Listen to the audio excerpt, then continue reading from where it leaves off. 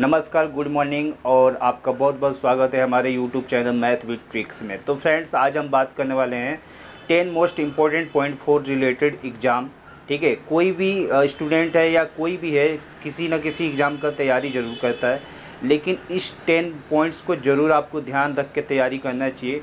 कोई भी एग्ज़ाम हो, आप एनटीपीसी के एग्ज़ाम की तैयारी कर रहे हो या ग्रुप डी का या यूपीएसआई का या एसएससी का, ठीक है, या एसएससी जीडी का, कोई भी आप एग्ज़ाम का प्रिपरेशन कर रहे हैं तो आपको ज़रूर ये 10 पॉइंट्स ज़रूर ध्यान में रख के ही तैयारी करना चाहिए। ठीक है, कि ताकि आपका रिजल्ट अच्छा से अच्छा हो। ठीक है, तो ये क्या 10 पॉइंट है मैं बताने वाला हूँ एक एक करके और डिटेल में डिस्कस करने वाला हूँ, तो वीडियो के एंड तक ज़रूर देखना। ठीक है, तो चलिए देख लेते हैं पहला पॉइंट क्या है। पहला पॉइंट है फ्रेंड्स टाइमिंग। ठीक है, टाइमिंग बहुत इम्पोर्टेंट पॉइंट है। ठीक है, आपको ऐसा होता है कि जैसे मान लीजिए एनटीपीसी का एग्ज़ाम दे रहे हैं या एसएससी का कोई एग्ज़ाम दे रहे हैं या ग्रुप डी का एग्ज़ाम दे रहे हैं या कोई भी एग्ज़ाम दे रहे हैं, होता है क्या है कि बहुत ही ज़्यादा स्टूडेंट कहते हैं कि मेरा क्वेश्चन छूट गया, ठीक है, या मेरे को टाइम नहीं मिला। ये बहुत इंपॉर्टेंट बातें हैं। इसमें क्या होता है कि हम लोग पहले से प्रिपरेशन इसके बारे में नहीं करके रखते हैं टाइम के लेकर। ठीक है, और वहाँ पे एग्ज़ाम हॉल में जाते हैं और वहाँ पे हम लोग टाइम बोलते हैं कि टाइम हमारे पास नहीं बच पाया, मैं पूरा क्वेश्चन अटैम्प्ट नहीं कर पाया। ऐसा हुआ भी है एसएससी के जितने स्टूडेंट हैं या एनटीपीसी या ग्रुप डी के या और भी सारे एग्ज़ाम के स्टूडेंट हैं, तो उनके साथ ये सारी प्रॉब्लम आती है। ठीक है, सबसे पहले आपको करना क्या है, आपको 100 क्वेश्चन का प्रैक्टिस सेट लेना है। ठीक है, कोई भी प्रैक्टिस सेट उठा सकते हैं आप, अरिहंत का उठा सकते हैं, प्लेटफॉर्म का उठा सकते हैं, या कोई भी ऐसा आपका प्रैक्टिस सेट है। ठीक है, उसको क्या करना है आपको घर में, ठीक है, 50 मिनट में 100 क्वेश्चन आपको बनाने हैं। ठीक है, 50 मिनट में आपको 100 क्वेश्चन बनाना है। आपको बस ये देखना है कि 50 मिनट में मेरे को 100 क्वेश्चन अटैम्प्ट करना है। ठीक है, इससे होता क्या है कि आप अगर घर में ऐसे प्रैक्टिस करना शुरू कर देंगे तो आपको वहाँ पे पता चलेगा कि टाइमिंग कितना समय में मैं किस क्वेश्चन को सॉल्व कर पा रहा हूँ। ठीक है, तो इससे आपका क्या होगा कि जो भी आपका टाइमिंग का दिक्कत होती है, ये प्रॉब्लम आपका धीरे धीरे सॉल्व हो जाएगा और आपके एग्ज़ाम के लिए बहुत अच्छा होगा।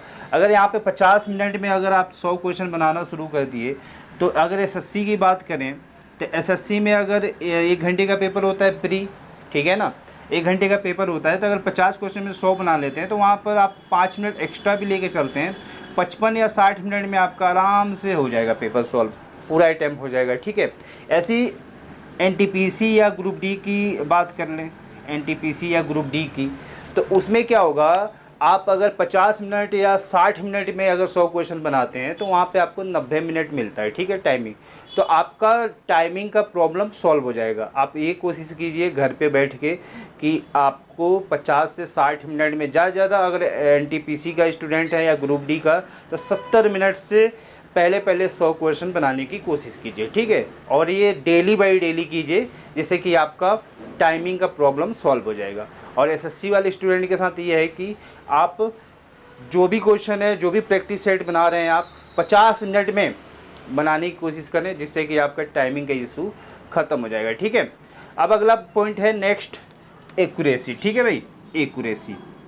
अब देखो, एक्यूरेसी भी बहुत ज़्यादा इम्पोर्टेंट होता है। ठीक है, इम्पोर्टेंट फैक्टर भी होता है। क्यों? क्योंकि एक्यूरेसी में ये होता है कि मान लीजिए कि बहुत सारे स्टूडेंट होते हैं कि 90 या 80 प्लस अटैम्प्ट करके चले आते हैं, लेकिन उसका होता है कि 20 या 25 क्वेश्चन क्या होता है, रॉन्ग हो जाता है। ठीक है, तो एक्यूरेसी बहुत ज़्यादा इंपॉर्टेंट होना चाहिए। आप ये देख के चलिए कि अगर आपको केवल अगर 100 क्वेश्चन है पेपर में, ठीक है, तो आपको 70 से 75 के आसपास आपको अगर सॉल्व हो रहा है, वो भी एक्यूरेसी के साथ, ठीक है, तो आप एग्ज़ाम क्वालिफाई कर सकते हो। ठीक है, एग्ज़ाम क्वालिफाई कर सकते हो। ठीक है भाई, आप एग्ज़ाम क्वालिफाई कर सकते हो। 70 से 75 क्वेश्चन अगर आप सॉल्व करके आते हैं, और इसमें आपका ज़्यादा से ज़्यादा 4 या 5 क्वेश्चन रॉन्ग होना चाहिए, ज़्यादा से ज़्यादा 4 या 5।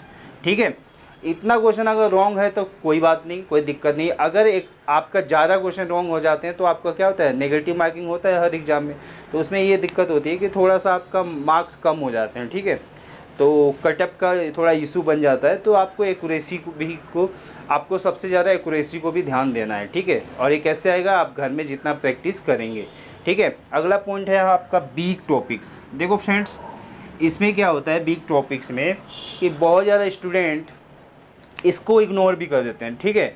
जो उनका स्ट्रेंथ होता है, जिस टॉपिक में उनका पकड़ होता है, उस पर ज़्यादा वो काम करते हैं और उस पर ज़्यादा पढ़ाई कर देते हैं कि हाँ भाई यहाँ से अगर 30 क्वेश्चन आएंगे तो वहाँ मैथ से, तो मैं वहाँ से 30 में 30 मार्क्स लेके आ जाऊँ, या रीजनिंग हो, ठीक है, या जीके जीएस हो।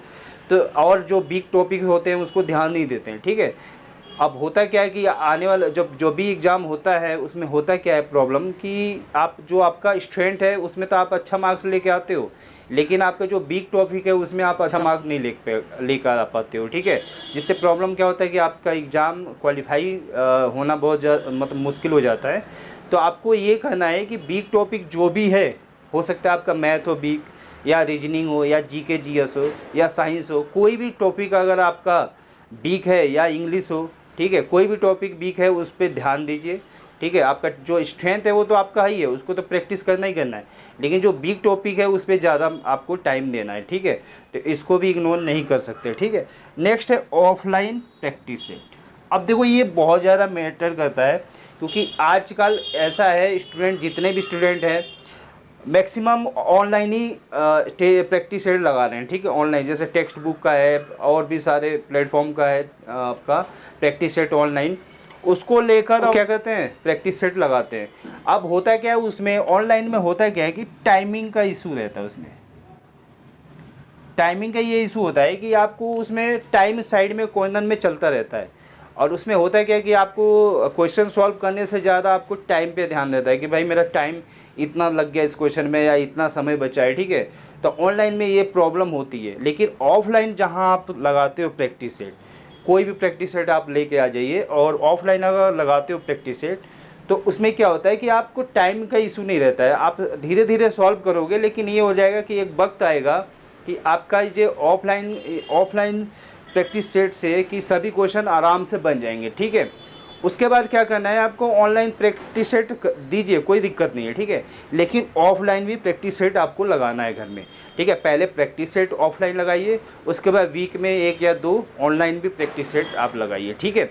इससे क्या होगा कि आपको बहुत ज़्यादा इम्प्रूव होगा। और ऑफलाइन प्रैक्टिस सेट से क्या हो रहा है, आपके क्वेश्चन अभी बनाने की आप कोशिश भी करोगे, टाइम का इशू नहीं रहेगा, जिससे कि क्या होगा आने वाले एग्ज़ाम के लिए आपका प्रिपरेशन बहुत बेहतर होगा, ठीक है। नेक्स्ट पॉइंट है आपका इग्नोर टफ क्वेश्चन। अब देखो ये बहुत ज़्यादा इंपॉर्टेंट पॉइंट है, इग्नोर टफ क्वेश्चन। देखो एग्ज़ाम में होता है क्या है कि आप 100 क्वेश्चन आपके सामने है, ठीक है। उसमें आपको फाइंड आउट करना होगा, मतलब टफ क्वेश्चन को कैसे इग्नोर करें। अब ये कैसे पता चलेगा, प्रैक्टिस सेट से। अगर प्रैक्टिस सेट आप घर में लगा रहे हो तो वहाँ पे आपको पता चलेगा कि हाँ ये क्वेश्चन बहुत टफ है और ये क्वेश्चन बहुत अलग से पूछा गया है, ठीक है। तो उसको क्या करना है, आपको इग्नोर करना है, ठीक है। अगर मान लो कि कोई भी प्रैक्टिस सेट है या कोई भी एग्जाम है, मान लो 100 क्वेश्चन पूछा जा रहा है, तो उसमें ज़्यादा से ज़्यादा टफ क्वेश्चन 7 से 8 होता है, ठीक है, उससे ज़्यादा नहीं होता है। टफ क्वेश्चन को ढूंढ लेते हैं कि हाँ 7 से 8 क्वेश्चन कौन कौन से टफ हैं, तो आपका एग्ज़ाम और ईजी हो सकता है, ठीक है। तो आपको ये ध्यान देना है कि आपको टफ क्वेश्चन को इग्नोर करना है, ठीक है। वो कहाँ से सीखेंगे, आप प्रैक्टिस सेट लगाएंगे, वहाँ पे आपको टफ क्वेश्चन दिखाई देगा, उसको आपको इग्नोर करना है, ठीक है, जो एग्ज़ाम के लिए बहुत ही हेल्पफुल होगा, ठीक है।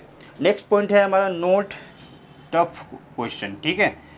अब क्या है, देखो टफ क्वेश्चन को तो हमने क्या कर दिया, इग्नोर कर दिया, लेकिन आपको एक और काम करना है। जो भी टफ क्वेश्चन है उसको नोट डाउन करना है, अपने कोई भी नोटबुक ले लीजिए, ठीक है, या कोई रजिस्टर ले लीजिए, उसमें क्या करना है, आपको उसको नोट करना है टफ क्वेश्चन को, और उसके बारे में डिटेल निकालना है, ठीक है। जैसे गूगल से आप डिटेल निकाल सकते हो, या कोई बुक से आप डिटेल उसका निकाल सकते हो। 2-4 पॉइंट अगर मिलता है उसके बारे में उसको नोट कर लो, आने वाले वक्त के लिए या आने वाले एग्ज़ाम के लिए आपका बहुत ही बेहतर होगा, ठीक है। और यहीं से क्वेश्चन आपके मैक्सिमम बन भी जाते हैं, ठीक है, छोटे छोटे पॉइंट उठा के, तो ये आपके लिए बहुत बेहतर हो जाएगा, ठीक है। तो आपको क्या करना है, टफ क्वेश्चन को नोट डाउन करना है, उसके पूरा मतलब डिटेल 2-4 पॉइंट लेके लिखना है, और उससे होता क्या है कि आपके एग्ज़ाम के लिए प्रिपरेशन बहुत अच्छा हो जाएगा, ठीक है। अगला पॉइंट है आपका ऑप्शन एनालिसिस। देखो इसको सबसे इम्पोर्टेंट फैक्टर माना जाएगा, क्यों, क्योंकि ऑप्शन एनालिसिस हम लोग करते नहीं है, मान लो कोई क्वेश्चन आपके सामने, उसमें होता है क्या है कि 4 ऑप्शन होते हैं, एक कोई ऑप्शन उसमें राइट होता है, उसको हम लोग सॉल्व कर लिए और उसके बाद आगे निकल जाते हैं, ठीक है। लेकिन हम ऑप्शन पर ध्यान नहीं देते हैं। देखिए फ्रेंड, आपको उस ऑप्शन पर बहुत ज़्यादा ध्यान देना है, ठीक है। ऑप्शन से क्या होता है कि आपका जितने भी थोड़ा डाउट होता है या उससे रिलेटेड क्वेश्चन होते हैं वो भी आपके सामने आ जाते हैं, ठीक है। तो ऑप्शन के एनालिसिस ज़रूर करें, जितने भी ऑप्शन आपको दिखाई देता है उसको ज़रूर एनालाइज करें, ठीक है। प्रैक्टिस सेट से या कोई बुक से या गूगल से, कहीं ना कहीं से आपको उसको देखना है, 2-4 पॉइंट आपको उसमें देखना है कि हाँ इसमें क्या क्या होता है, ठीक है। अगला पॉइंट है नोट योर मार्क्स, ठीक है। अब देखो प्रैक्टिस सेट तो आप लगा रहे हो, ठीक है, प्रैक्टिस सेट लगा रहे हो, ऑफलाइन लगा रहे हो या ऑनलाइन लगा रहे हो, आपको करना क्या है, जितने भी प्रैक्टिस सेट लगा रहे हो आप ऑनलाइन या ऑफलाइन, उसका मार्क्स आपको नोट करना है। किसी भी रजिस्टर में ले लीजिए, वहाँ से आपको मार्क नोट्स करना है। मार्क ये नोट्स करना है कि भाई हमारे इस वाले सेट में कितना मार्क्स आया, इस दिन कितना आया, ठीक है। उससे क्या होगा कि आपका थोड़ा इम्प्रूव होगा। अगर कम मार्क्स आ रहे हैं तो आप इम्प्रूव करोगे कि हाँ आगे भाई मेरा ऐसा ना हो, कम मार्क्स ना आए, अच्छा मार्क्स आए, ठीक है। तो ये आपको करना है, ठीक है। तो अपने मार्क्स को ज़रूर नोट करना है, कोई एक रजिस्टर में ले लीजिए और उसको आप डे बाय डे क्या करना है, प्रैक्टिस सेट लगाना है, तो उसमें कितना अटैम्प्ट किए हैं और कितना मार्क्स आपने आपको मिला है, ठीक है। अगला पॉइंट है आपका कलेक्ट प्रीवियस क्वेश्चन। ये भी बहुत ज़्यादा इंपॉर्टेंट है। प्रीवियस क्वेश्चन को ज़रूर देखिए अभी जो भी एनटीपीसी या एसएससी का या ग्रुप डी का एग्ज़ाम होने वाले हैं, ठीक है, या एनटीपीसी का एग्ज़ाम अभी जो भी हुआ है, इससे पहले जो भी रेलवे का एग्ज़ाम हुआ था ग्रुप डी का या एनटीपीसी का, उसी से रिलेटेड क्वेश्चन पूछा गया था, ठीक है। तो आपको क्या करना है, प्रीवियस ईयर के कोई भी एग्ज़ाम आप दे रहे हो, एसएससी का दे रहे हैं या रेलवे का एग्ज़ाम दे रहे हैं, ठीक है, तो प्रीवियस ईयर का क्वेश्चन को कलेक्ट कीजिए और उसको देखना है कि किस टाइप से क्वेश्चन पूछा गया है और किस टाइप से पूछा जा सकता है, ठीक है। ये बहुत इंपॉर्टेंट है। और मेन इंपॉर्टेंट है, सबसे most important point, confidence. Friends ये वाला पॉइंट इतना इम्पोर्टेंट है, अगर ये आपको अंदर कॉन्फिडेंस नहीं है, अगर आपके अंदर कॉन्फिडेंस नहीं है तो आप ये जितने पॉइंट्स हैं ना बाकी के, ये सब बेकार है, ठीक है। कॉन्फिडेंस आपके अंदर होना चाहिए कि भाई अगर मैं एनटीपीसी का एग्ज़ाम दे रहा हूँ या ग्रुप डी का, एसएससी जीडी का या एसएससी का या कोई भी एग्ज़ाम दे रहा हूँ, आपके अंदर कॉन्फिडेंस ये हो मैं इस एग्ज़ाम को क्वालिफाई कर सकता हूँ, ठीक है। आपके अंदर से आना चाहिए, आपके अंदर से आना चाहिए कॉन्फिडेंस कि मैं इतना अच्छा तैयारी कर रखा हूँ कि इसको ज़रूर मैं क्वालिफाई करूँगा। तो ये कॉन्फिडेंस आपके अंदर होना चाहिए, ठीक है। अगर ये कॉन्फिडेंस है तो ये सभी आपके पॉइंट्स हैं वो आपके काम आने वाले हैं, ठीक है। तो आई थिंक वीडियो आपको पसंद आया होगा, और यदि आपको वीडियो पसंद आया हो तो प्लीज़ चैनल को सब्सक्राइब कर देना, लाइक और शेयर और कमेंट ज़रूर करें, ठीक है।